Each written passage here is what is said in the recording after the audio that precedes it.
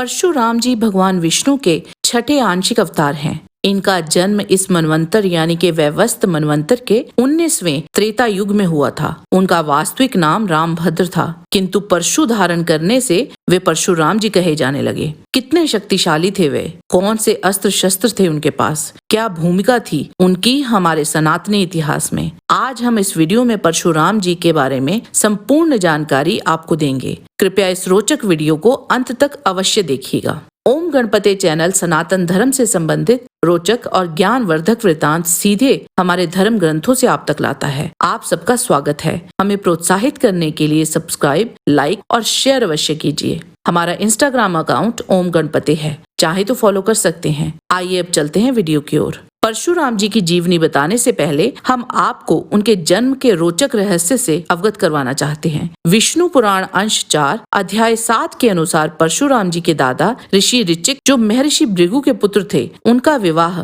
गाधी देश की राजकुमारी सत्यवती से हुआ था। तदुपरांत एक समय ऋचिक ऋषि ने संतान की कामना से सत्यवती के लिए चरु तैयार किया और उसी के द्वारा प्रसन्न किए जाने पर एक क्षत्रिय श्रेष्ठ पुत्र की उत्पत्ति के लिए एक और चरु उसकी माता के लिए भी बनाया। पर माता के कहने पर सत्यवती ने अपनी माता के लिए बनाए गए चरु का उपयोग कर लिया। जब इस बात का ज्ञान ऋचिक ऋषि को हुआ तो वह क्रोधित हो उठे और बोले, मैंने तेरे चरु में शांति, ज्ञान और तितीक्षा आदि संपूर्ण ब्रह्मणोचित गुणों का संवेश किया था और तुम्हारी माता के चरु में संपूर्ण ऐश्वर्य, पराक्रम, शूरता और बल की संपत्ति का आरोपण किया था। उनका विपरीत करने से तेरे भयानक अस्त्र शस्त्रधारी क्षत्रिय के समान आचरण करने वाला पुत्र होगा। ये सुनते ही सत्यवती ने उनके चरण पकड़ लिए और कहा, भगवान, अज्ञानवश मैंने ऐसा किया है, अति प्रसन्न होइए और ऐसा कीजिए जिससे मेरा पुत्र ऐसा ना हो, भले ही पौत्र ऐसा हो जाए। इस पर मुनि ने कहा, ऐसा ही हो।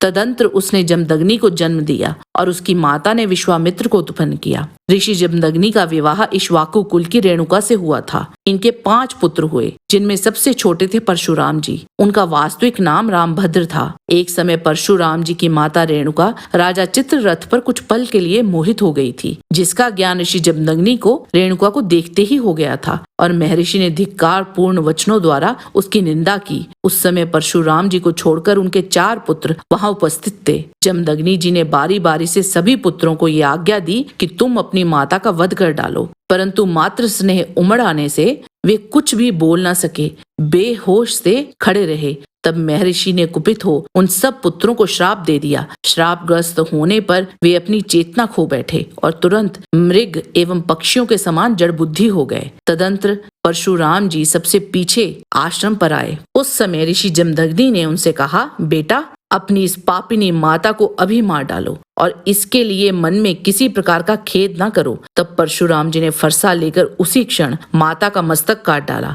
इससे महात्मा जमदग्नि का क्रोध सहसा शांत हो गया और उन्होंने प्रसन्न होकर कहा, तात, तुमने मेरे कहने पर यह कार्य किया है, जिसे करना दूसरों के लिए बहुत कठिन है। तुम धर्म के ज्ञाता हो, तुम्हारे मन में जो जो कामनाएं हो उन सब को मांग लो। तब परशुराम जी ने कहा, पिताजी, मेरी माता जीवित हो उठे, उन्हें मेरे द्वारा मारे जाने की बात याद ना रहे, वह मानस पाप उनका स्पर्श भी ना कर सके, मेरे चारों भाई स्वस्थ हो जाएं, युद्ध में मेरा सामना करने वाला कोई ना हो और मैं बड़ी आयु प्राप्त करूं। महातेजस्वी जमदग्नि ने वरदान देकर उनकी वे सभी कामनाएं पूर्ण कर दी। आगे बढ़ने से पहले जानते हैं परशुराम जी को दिव्य अस्त्र शस्त्र, जिनमें फरसा प्रमुख था, कैसे प्राप्त हुए। ब्रह्मांड महापुराण खंड 2 के अनुसार एक समय परशुराम जी भगवान शिव की घोर तपस्या कर रहे थे और उन्हीं दिनों कई शक्तिशाली दैत्यों ने मिलकर इंद्र सहित समस्त देवों को पराजित कर उनको उनके लोकों से निकाल दिया था। तब वे समस्त देव भगवान शिव से सहायता मांगने आए।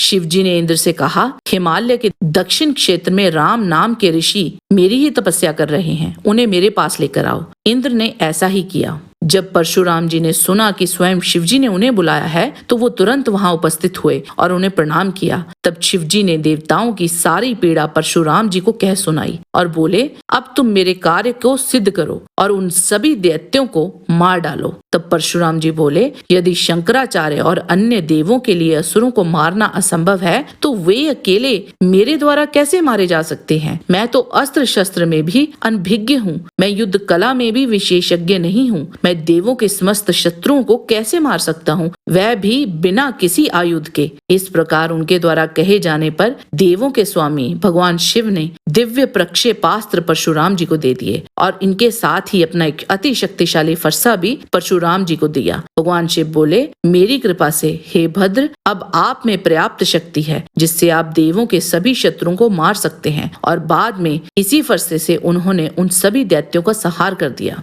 परशुराम जी ने हैहय वंश के अधिपति कार्तवीर्य अर्जुन का वध किया था। कार्तवीर्य ने भगवान नारायण के अंशावतार दत्तात्रेय जी को प्रसन्न कर लिया और उनसे 1000 भुजाएं और कोई भी शत्रु युद्ध में उनको पराजित न कर सके, ये वरदान प्राप्त कर लिया था, जिसके चलते वह अभिमानी हो गया था। एक दिन सहस्त्रबाहु अर्जुन शिकार खेलने के लिए बड़े घोर जंगल में निकल गया। दैववश वह जमदग्नि मुनि के आश्रम पर जा पहुंचा। उनके स्वागत सत्कार को कुछ भी आदर न देकर कार्तवीर्य वहां से कामधेनु को बलपूर्वक ले गया। तब परशुराम जी आश्रम पर आए और उसकी दुष्टता का वृतांत सुनकर वे तिलमिला उठे। वे अपना भयंकर फरसा, तरकश, ढाल और धनुष लेकर बड़े वेग से उसके पीछे दौड़े। तब वहां उन्होंने कार्तवीर्य की भेजी हुई 100 अक्षौणी सेना को अकेले ही नष्ट कर दिया। परशुराम जी ने अपनी तीखी धार वाले फरसे से उसकी भुजाओं को काट डाला और फिर उसका सिर धड़ से अलग कर दिया। इसके बाद भी उन्होंने 21 बार उन अभिमानी क्षत्रियों को सफाया इस धरती से किया था। इस समय तक वे सारी पृथ्वी पर विजय पा चुके थे।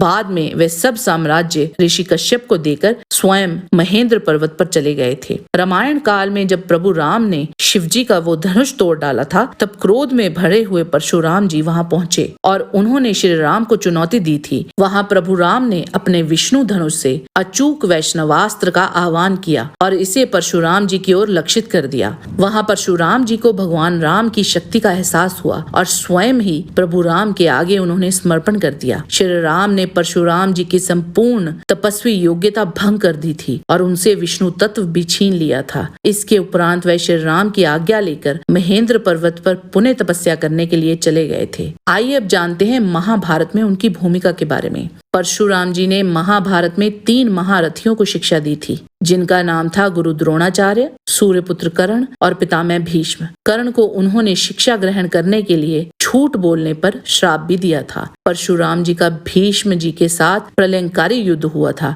इन दोनों में हुए महासंग्राम का कारण था भीष्म जी द्वारा आजीवन ब्रह्मचर्य का पालन करने की प्रतिज्ञा, और वहीं परशुराम जी एक प्रत्यक्ष महिला के सम्मान के लिए लड़ रहे थे। पराजय को स्वीकार करना इन दोनों के लिए असंभव सा हो गया था। परशुराम जी भीष्म जी पे हावी हो गए थे और उनको रथ पर ही गिरा दिया था। तब गंगा और वासु भीष्म जी की मदद के लिए आए थे और उन्होंने भीष्म जी को प्रस्वापन अस्त्र का स्मरण कराया था। परशुराम जी ने उस समय अपने पूर्वजों के अनुरोध पर लड़ाई से हटने का निर्णय किया था और उन्होंने स्वयं खुद को पराजित माना था, क्योंकि उनके पास प्रस्वापन अस्त्र का कोई उत्तर नहीं था। यह युद्ध 23 दिन तक चला था। परशुराम जी को चिरंजीवी माना गया है और भगवान विष्णु के अंतिम अवतार भगवान कल्कि के उपदेशक के रूप में वे पुनः उपस्थित होंगे। आज के वीडियो में बस इतना ही। हमारा आज का वीडियो आपको कैसा लगा, हमें एक लाइक देके और कमेंट करके अवश्य बताइएगा। हमें समय देने के लिए आपका बहुत बहुत धन्यवाद। अगर आज का वीडियो आपको पसंद आया है तो शेयर करने की कृपा कीजिए। अगली मुलाकात तक परमात्मा का सानिध्य आप और आपके परिवार पर बना रहे, इसी कामना के साथ नमस्कार।